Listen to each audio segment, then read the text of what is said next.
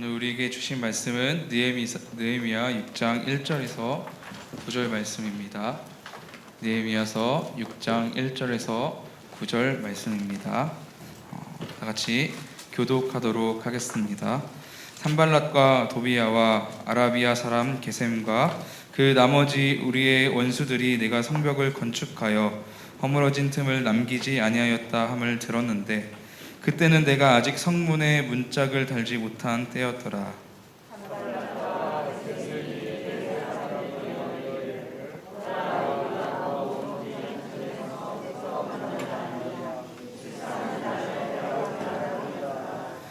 내가 곧 그들에게 사자를 보내어 이르기를 내가 이제 큰 역사를 하니 내려가지 못하겠노라. 어찌하여 역사를 중지하게 하고 너희에게로 내려가겠느냐 하매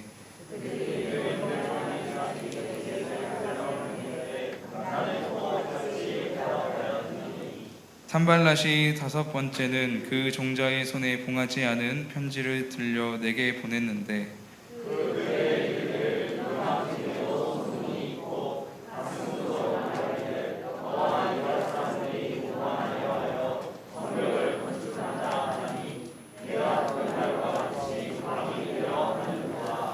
또 내가 선지자를 세워 예루살렘에서 너를 들어 선전하기를 유다의 왕이 있다 하게 하였으니 지금 이 말이 왕에게 들릴지라. 그런즉 너는 이제 오라 함께 의논하자 하였기로.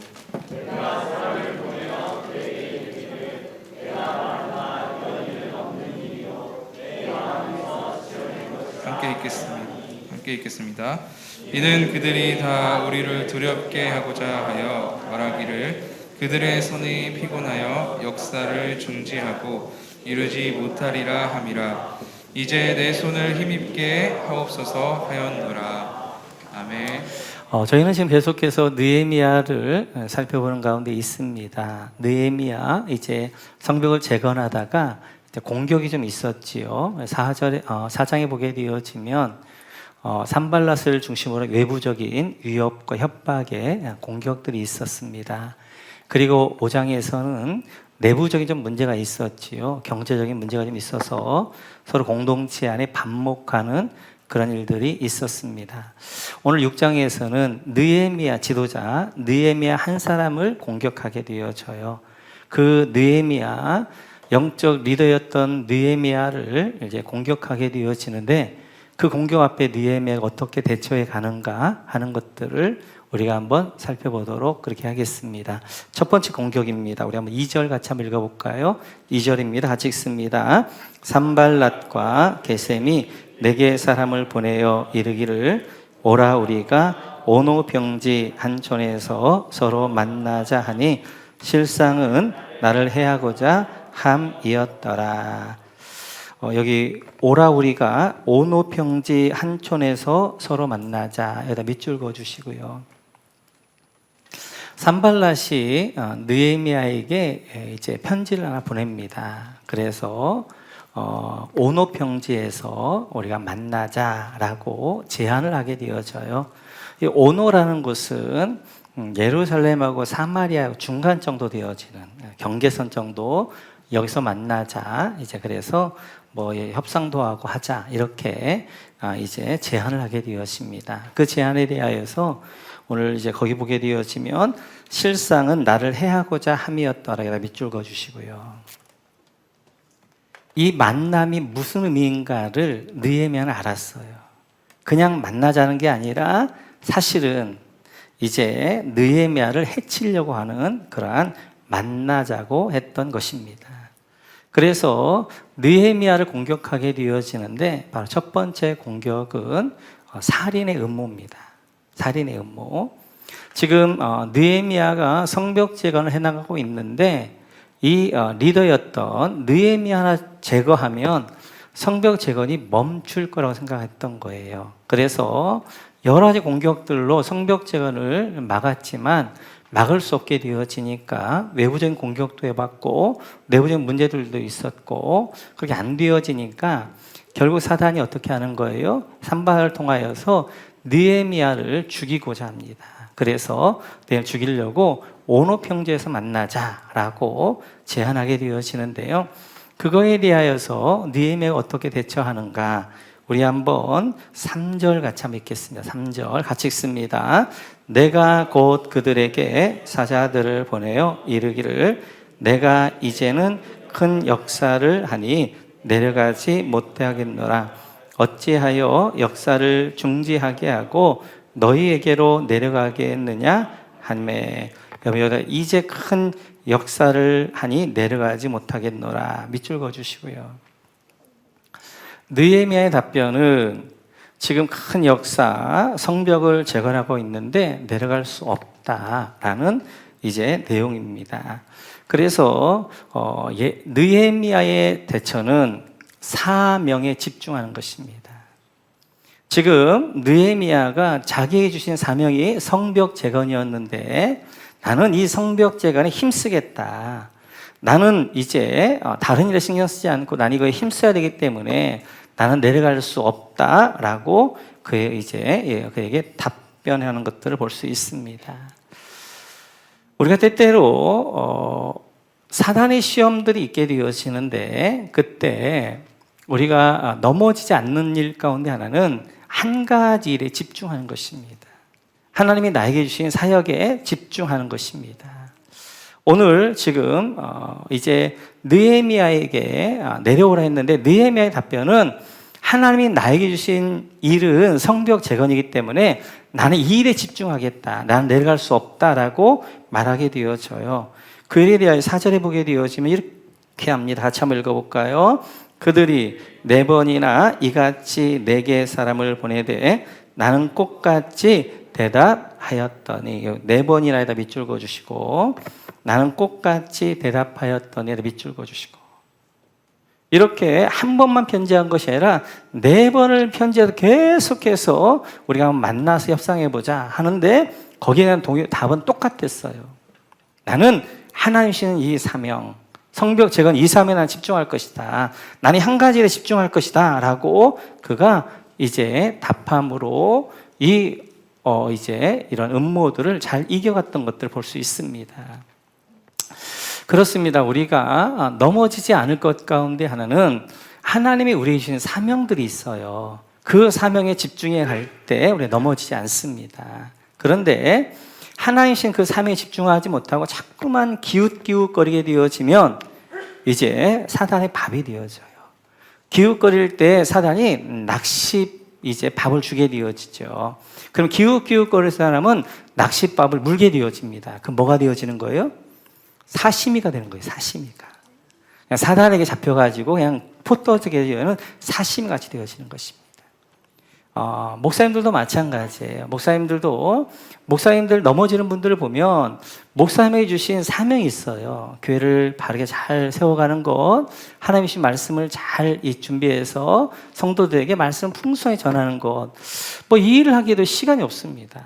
너무너무 이제 분주하고 그러는데 어떤 목사님들은 이제 노예 정치한다고 노예 정치에 기웃거리게 되어지고 또 세상 취미한다고 세상 취미에 기웃거리게 되어지고 이러면서 진짜 중요한 것들 놓치고 그리고 넘어진 경우들이 많습니다. 우리 목자님들에게도 마찬가지. 목자 목녀님 되어지면 우리 목자 목녀님에게 최우선은 목장이 돼야 돼요. 그래서 하나님이 나에게 주신 사명이 목장의 사명이고 목원들 섬기는 사명이기 때문에 그 일에 집중하면 넘어지지 않습니다. 그런데 자꾸만 목장에 집중하지 못하고 다른 거에 기웃기웃거릴 때 이제 사단에게 우리가 넘어지는 것들을 볼 수 있어요. 그래서 중요한 것은 하나님이 우리에게 주신 사명들이 있어요. 그 일에 우리가 집중해 갈 때 사단의 이러한 이제 일들을 이겨나갈 수 있는 것들을 볼 수 있습니다. 두 번째는 이런 이제 시험이었는데요. 우리 한번 6절 같이 한번 읽습니다. 5절이죠. 5절 읽습니다. 산발랏이 5번째는 그 종자의 손에 봉하지 않은 편지를 들려내게 보냈는데 봉하지 않은 편지에다 밑줄 그어주시고요. 산발랏이 이렇게 4번째는 봉한 편지를 보냈단 말이에요. 그래서 그것은 느헤미야에게 받습니다. 그런데 5번째 보낼 때에는 봉하지 않은, 임봉하지 아니한 편지를 보내는 거예요. 그것은 누구나 다 열어볼 수 있는 거잖아. 인봉하지 않았기 때문에 누구나 열어보는 것은 이제 뭔가 거기에 이제 내용이 있는 거죠. 그 내용은 이런 내용이었습니다. 우리 한번 6절 같이 한번 읽어볼까요? 6절 같이 시작. 그 글에 이르기를 이방인 중에도 소문이 있고 가스무도 말하기를 너와 유다 사람들이 모반하려 하여 성벽을 건축한다 하나니 네가 그 말과 같이 왕이 되려 하는도다. 여러분, 너와 유다 사람이 모반에다 밑줄 그어주시고, 그리고 그 밑에 네가 그 말과 같이 왕이 되려 하는도다에다 밑줄 그어주시고, 그 내용은 어떤 내용이에요? 그 어떤 내용, 이런 내용이었어요. 네가 지금 성벽을 재건한 이유는 페르시아에 모반하는 것이고, 그리고 네가 스스로 왕이 되려는 한 것이다 라는 내용입니다. 이 내용을 느헤미야만 보게 한 것이 아니라 누가 보게 하는, 모든 사람이 보게 하는 거예요. 그래서 이제 느헤미야를 넘어뜨리는 두 번째 방법이 중상모략입니다. 느헤미야를 향한 중상모략. 근데 여기 보게 되어지면 6절에 보면 이런 이야기가 있어요. 첫 번째 줄에 보면 소문이 있고, 소문에다 여러분 동그라미 쳐주시고, 소문이 있고. 지금 산발랏이 하는 이야기는 사실이 아니라 내가 소문으로 들었는데 네가 페르시아에 반역하는 것이고, 그리고 네가 왕이 되려고 지금 성벽 재건한다고 하더라 라는 것들을 이야기하게 되어지는 거예요. 그래서 이제 이 소문을 어떻게 하는 거예요? 사실인 것처럼 하게 되어져서 봉하지 않는 편지를 줘서 사람들이 보게 하고, 그걸 보게 하면서 모든 이제 성벽을 재건하는 공동체 안에 어떻게 그 소문들이 퍼지게 하는 거예요. 그래서 느헤미야를 중상모략하게 되어지고, 느헤미야를 악성 루머를 퍼뜨리게 되어집니다. 그래서 느헤미야에게 공격하는 것들을 볼 수 있습니다. 말이 없는 말이 천리를 간다고요. 그냥 이제 봉인되지 않았던 이거 하나 자체가 이제 온 이스라엘에 퍼지게 되어지면서 마치도 거의 사실인 것처럼. 지금 느헤미야가 성벽제를 하고 있는데 그 동기가 불순하고 자기가 왕이 되려고 하는 것이고, 페르시아에 이제 반역을 일으키려고 하는 것이고, 이런 것들로 온 백성들로 하여금 퍼지게 하는 거예요. 중상모략하고 악성 루머를 지금 의도적으로 퍼뜨리게 되어지는 것입니다. 리더들에게 정말 이제 무서운 것 가운데 하나가 이 악성 루머가 되어져요. 중상모략이 되어져요. 특별히 그 동기가 의심받을 때 힘듭니다. 지금 느헤미야는 그런 마음이 전혀 없잖아요. 자기는 지금 이제 수상궁에서 얼마든지 경호실장으로서 부귀영화를 누릴 수 있음에도 불구하고 그 1500km를 달려와서 지금 이제 녹도 받지 않고 어떻게 하는 거예요? 이제 성벽 재건을 하는데 자기 모든 것들을 다 하고 있단 말이에요. 그런데 지금 이 성벽 재건을 중단하게 하기 위해서 이제 그 지도자의 이제 동기를 어떻게 하는, 중상모략하게 되어지고 악성 눈물을 퍼뜨리는 거예요. 그럼 백성들 우리 이용당했다. 그냥 느헤미야가 왕이 되려고 하는데 우리를 이용했다. 이렇게 되어지면 지금 성벽이 거의 완공되어져 가는데 성벽을 이룰 수가 없게 되어지는 거예요.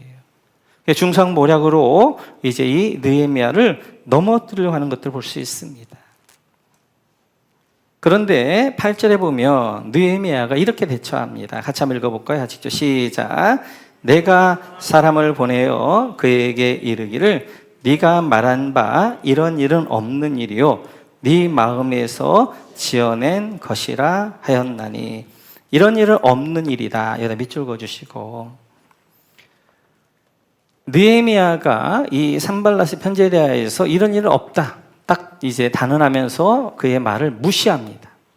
더 이상 뭐 설명하려고 하지 않고 변명하려고 하지도 않고 해명하려고 하지도 않고 무시해요.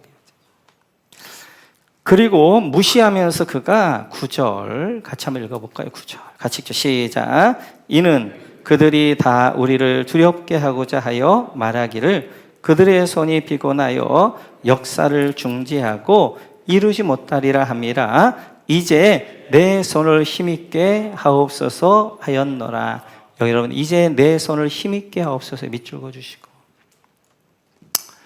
이 중상모략을 받으면서 악성 누목 가운데 이제 이렇게 받게 되어지니까 느헤미야가 아마 손에 힘이 빠진 것 같아요.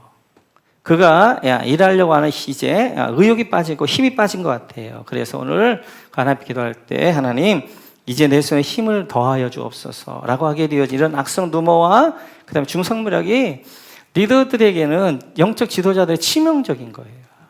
그래서 이제 손에 힘이 빠질 정도 그냥 모든 의욕을 잃어버렸는데 그가 이제 이 악성 누모에 대해서 무시하면서 그러면서 하나님 앞에 기도하는 것들을 볼 수 있습니다. 우리가 때때로 교회를 하다 보면 교회를 앞장서다 보면 악성 누모가 있을 수 있어요. 중상모략할 수가 있어요. 그래서 여러 가지 이제 이러한 그런 소문들이 있을 수 있습니다.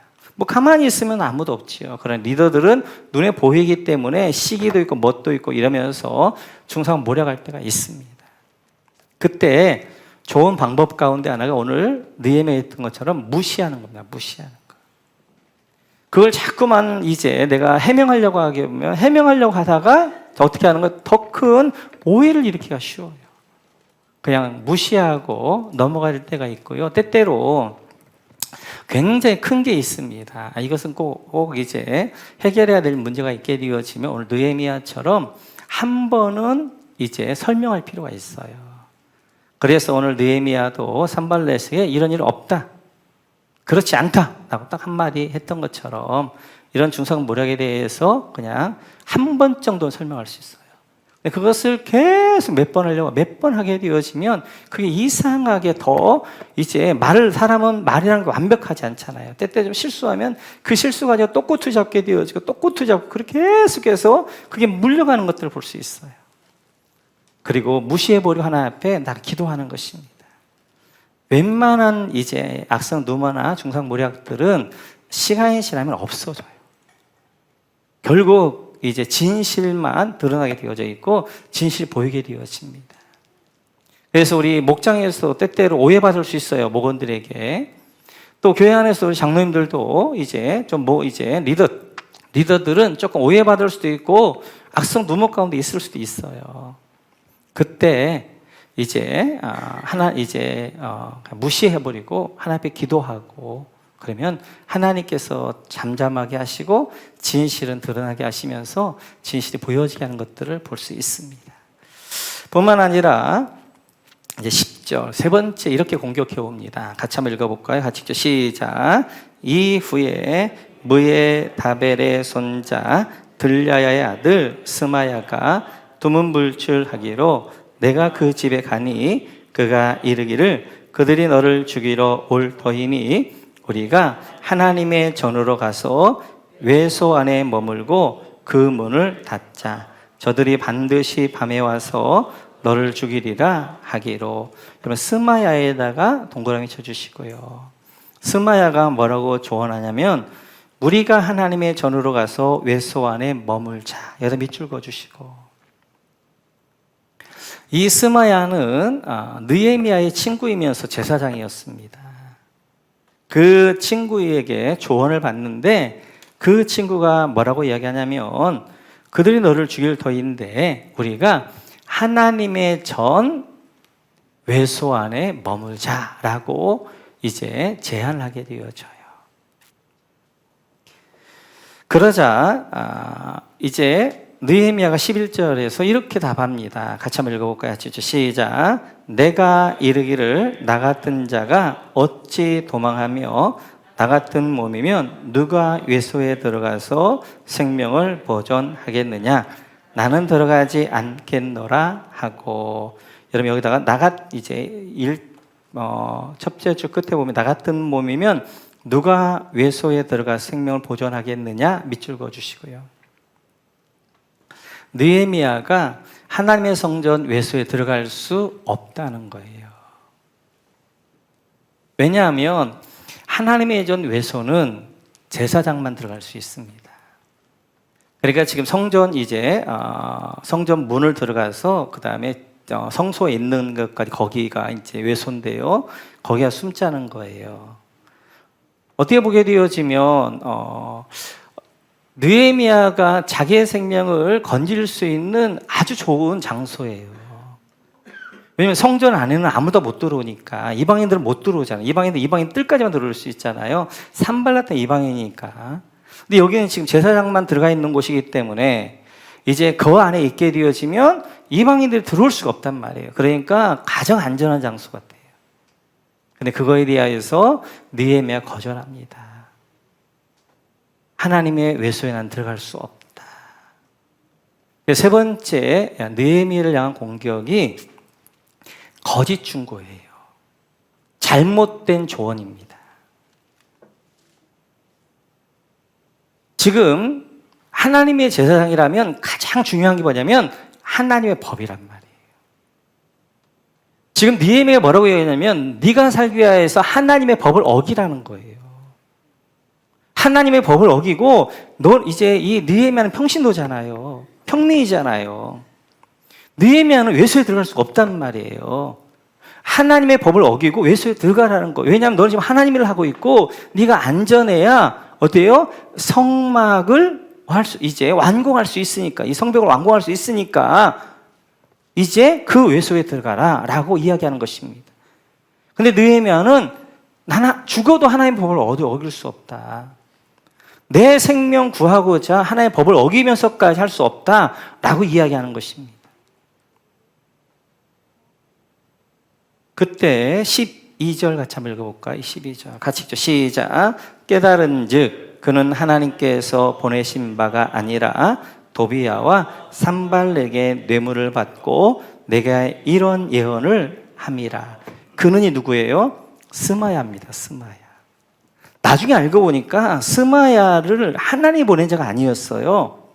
이 스마야는 도비야하고 산발에게 뇌물을 받고 그에게 이제 이렇게 조언해 준 자였단 말이에요. 외소에 있게 되어지면 그 안에 머물잖아요. 이방인들은 하나님 법하고 상관이 없잖아요. 거기 있으면 그들이 와서 어떻게 하는 거예요? 죽이려고 했단 말이에요. 느헤미야는 사실은 스마야라는 친구를 믿었어요. 그런데 그가 봤을 때 이거 하나님의 법 하나님의 법을 어기기 때문에 내 하나 살고자 하나님의 법을 어길 수 없다. 그래서 나는 외소에 들어갈 수 없다라고 나중에 보니까 이 스마야가 하나님의 선지자가 아니라 도비야와 산발랏과 함께 뇌물을 받고 같이 짜서 지금 느헤미야를 죽이려고 했던 그 사람이었단 말이에요. 스마야 실체가 드러나는 것이죠. 그래서 이제 이 느헤미야의 잘못된 조언에 대하여서 그의 이제 대처는 하나님의 법을 어기지 않겠다 이런 것입니다. 우리가 세상 살면서 참 중요한 일, 급한 일, 많은 일들은 사람이 해결할 수 없는 일들이 너무 많아요. 우리 인생 가운데 하나님이 해결해 주셔야 될 문제들이 많습니다. 그런데 하나님 해결해 주고 싶어도 해결해 줄 수 없는 상황 가운데 있게 되어지는 거예요. 왜냐하면 성도들이 불법을 해. 하나님의 법을 어겨. 그러면 그 불법을 하는 것 가운데 하나님의 법을 어기는 것 가운데 하나님 도와줄 수가 없단 말이에요. 그래서 여러분 가운데 정말 중요한 일이 있거나 아니면 급한 일이 있거나 정말 큰 일이 있게 되어질 때는 정도를 걸으셔야 돼요. 정도를 걸으시면 이제 그 믿음 가운데 하나님이 개입하시는 거예요. 하나님이 도와주시는 거예요. 그 일을 해결해 주시는 거예요. 그런데 일단 급하니까 어떻게 하는 거예요?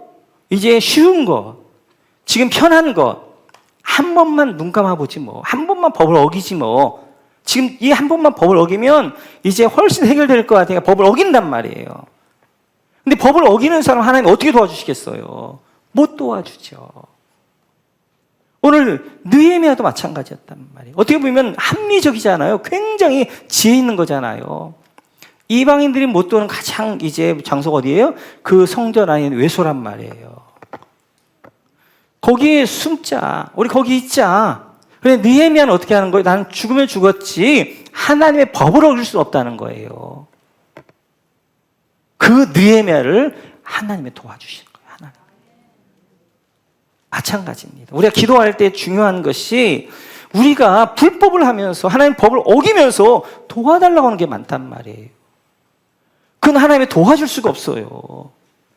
만약 그걸 도와주기 위해 하나님 불법에 같이 동조하가 되어지는데, 하나님의 법을 어기도록 그렇게 만드는 것이 되어지는데, 그래서 하나님께 기도하는 것도 중요한데 그 기도가 하나님의 법에 어긋나지 않는, 하나님이 도와줄 수 있는 환경 가운데 기도하셔야 되는 거예요. 정도 가운데, 그 다음에 정확하게 법을 지키는 가운데 하나님, 저희는 하나님의 도움밖에 없습니다. 그렇게 우리가 구해야 하나님이 그게 응답해 줄 수가 있는 거예요. 그래서 14절에 보면 느헤미야가 이렇게 합니다. 같이 한번 읽어볼까요? 시작. 내 하나님이여 도비야와 산발랏과 여선지 노아랴와 그 남은 선지자들 곧 나를 두렵게 하고자 한 자들의 소행을 기억하옵소서 하였노라. 여러분, 나를 두렵게 하고자 한 자들의 소행을 기억하옵소서. 밑줄 그어주시고요. 느헤미야는 기도하는 거예요. 하나님, 난 하나님의 법을 어길 수 없습니다. 내가 지금 죽어도 여기 있겠습니다. 그러나 하나님 기억해 주십시오. 하나님 나를 도와주십시오. 하나님의 법을 어기지 않고 정확하게 순종하면서 죽으면 죽으리라는 그 고백으로 하고 있는 느헤미야를 이 기도 하나님 들어주시는 거예요. 그래서 15절 같이 한번 읽어볼까요? 15절 같이 읽죠. 시작. 성벽 역사가 52일 만인 엘루월 25일에 끝나매. 여러분, 성벽 역사 52일만 여기다 밑줄 그어주시고, 그러니까 하나님이 도와주시는 거예요. 그래서 52일 만에 성벽 역사가 완공하게 되어져요. 끝나게 되어지는 거예요. 이 큰 여러분들이 예루살렘에 가보시면 예루살렘 성벽 자체가 작지 않습니다. 문이 10개나 있을 정도의 이제 큰 성이란 말이에요. 뭐 이제 우리나라 옛날에 우리나라 같은 경우도 동대문, 남대문, 뭐 서대문, 북대문, 뭐 이렇게 북문 이렇게 이 정도 있었잖아요. 근데 예루살렘 10개 문이 있을 정도로 큰 이제 그런 성벽이었는데 그 성벽 52일 만에 완공한단 말이에요. 어떻게 해요? 외부적으로 계속 산발랏과 그 다음에 이제 아라비아, 그 다음에 아람, 그리고 이제 블레셋 사람들 어떻게 계속해서 위협과 협박을 하게 되어지고, 내부적으로 흉년이 들어가서 내부적인 어려움도 경제적인 생사의 문제가 있었고, 그럼에도 불구하고 52일 만에 완공한단 말이에요. 하나님이 도와주시는 거예요. 하나님이 도와주시는 거예요. 하나님의 말씀 앞에서 이제 그 말씀 앞에 순종하면서 그리고 해나가는 그들, 정말 어떻게 하는 거예요? 한 손에는 무기를 들고 한 손에는 이제 망치 들고, 그리고 성벽 재건하는 그들, 멈추지 않는 그들, 어떠한 방해 가운데 멈추지 않는 그들을 향하여서 어떻게 하나님이 도와주시는 거란 말이에요. 도와주시는 거예요. 우리가 새로운 일을 좀 하거나 아니면 좀 유익하고 좀 좋은 일을 하려고 하면 반드시 방해가 있습니다. 사탄의 방해가 있든지 사람들의 좀 이제 방해가 있어요. 그 좀 방해가 있다고 해서 거기서 멈추면 안 된단 말이에요. 이제 느헤미야는 그 어려운 방해 가운데서 어떻게 하는 거예요? 한 손에는 무기를 들고 한 손에는 망치를 들고 끝까지 해내게 되었잖아요. 그럴 때 하나님이 도와주시는 거예요. 최선을 다하려고 하는 그 모습 가운데 하나님이 도와주셔서 그 일들을 이루게 하시는 거, 52일의 짧은 시간에 완공하게 하시는 것입니다. 사탄은 특별히 이제 하나님의 공동체를 허무는 일들, 이 일들을 이제 너무너무 많이 하게 되어지는데, 그 일들을 하면서 이제 이렇게 하게 되어집니다. 그래서 에스겔서에 보면 이런 말씀입니다. 같이 읽죠. 시작. 목자가 없으므로 그것들이 흩어져서 모든 들짐승의 밥이 되었다. 양떼를 흩기 위해서는 딱 가장 좋은 방법이 뭐예요? 목자를 없애요. 목자를 치는 거예요. 목자가 없으면 양떼들이 흩어지는 거예요. 그러면 들짐승, 사단의 밥이 되어지는 거란 말이에요. 공동체를 깨기 위하여 사단이 하고 있는 일은 뭐냐면 영적 리더를 치는 거란 말이에요. 교회의 목사를, 그리고 각 목장의 목자와 목녀를, 그리고 교회의 장로님들을 이제 영적으로 어떻게 하는 거예요? 이제 치명타를 입게 되어지는 거예요. 이제 중상 이제 이렇게 살인과 같은 음모가 있기도 하게 되어지고, 중상모략과 같은 이제 악성 루머를 퍼뜨리기도 하게 되어지고, 아니면 잘못된 조언으로 하나님의 법을 떠나게 하기도 하고, 유익하게 하는 것처럼 그렇게 하면서 어떻게 하는 거예요? 자꾸만 이제 리더들을 넘어지게 한단 말이에요. 리더가 넘어지면 그 공동체가 흩어지게 되어지고, 공동체 모든 사람들이 흩어지면 사단의 밥이 되어지기 때문에 그래요.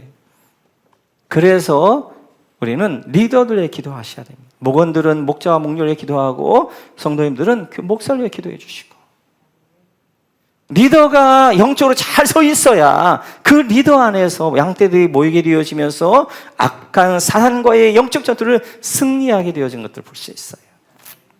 우리 모두 오늘 개혁하면서 오늘 6장에서 결국 이제 느헤미야라는 리더를 어떻게 넘어뜨려서 마지막 수는 뭐예요? 느헤미야 리더를 넘어뜨려서 성벽 재건을 중단하게 하려고 했지만, 하나님 끝까지 이제 이 느헤미야 잘 덮쳐야 마음으로 알미암아 52일 만에 그 수많은 위협과 살해와 이런 이제 그 다음에 흉년과 이런 어려움들 가운데서 이제 일어나갔던 것처럼 우리가 하나이신 일들을 넉넉히 감당해가는 우리 모두가 되시기를 주님의 이름으로 축원합니다.